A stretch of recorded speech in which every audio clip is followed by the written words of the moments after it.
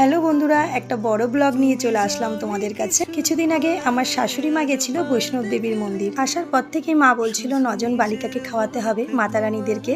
তো সেরকমই আমরা উদ্দেশ্যে সকাল সকাল উঠে সবাইকে খাওয়াবো বলে আমরা জোগাড়জান্তি করে নিয়েছিলাম। এরকম করে ভেবেছিলাম, ঠিক সেরকমই করতে পেরেছি। খুব ভালো লাগছে। আর এই দেখো মাতা রানীরা চলে এসেছে। আসলে সবাই তো ছোট, আর মায়েদেরকে ভোগ লাগাবো তো একটু তাড়াতাড়ি করা উচিত।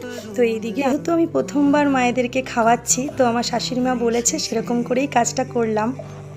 হাই বন্ধুরা, দেখো আমার ছোট্ট মাতা রানী চলে এসেছে। দেখেছো একদম কত ছোট্ট একটা মাতা রানী। দাঁড়াও দাঁড়াও, ভোলে বাবাকে দেখে যাও। এই যে আমার ভোলে বাবা, এতগুলো মাতা রানীর মাঝখানে। আমাদের মডার্ন ভোলে বাবা তো টিভি দেখতেই ব্যস্ত।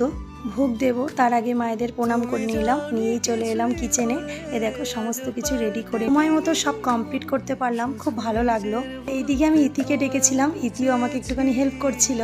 সত্যি কথা, আজকের দিনটা খুবই ভালো গেল। মায়েদের প্রণাম করলাম, মায়েরা আশীর্বাদ দিল। না কিছু ভুল করেছি কিনা, যাই হোক যেটা করেছি মন থেকে করেছি। এবার মায়েরা চলে যাচ্ছে, মনটা সত্যি খুব খারাপ লাগলো। চলো টাটা, ভালো লাগলে অবশ্যই কমেন্ট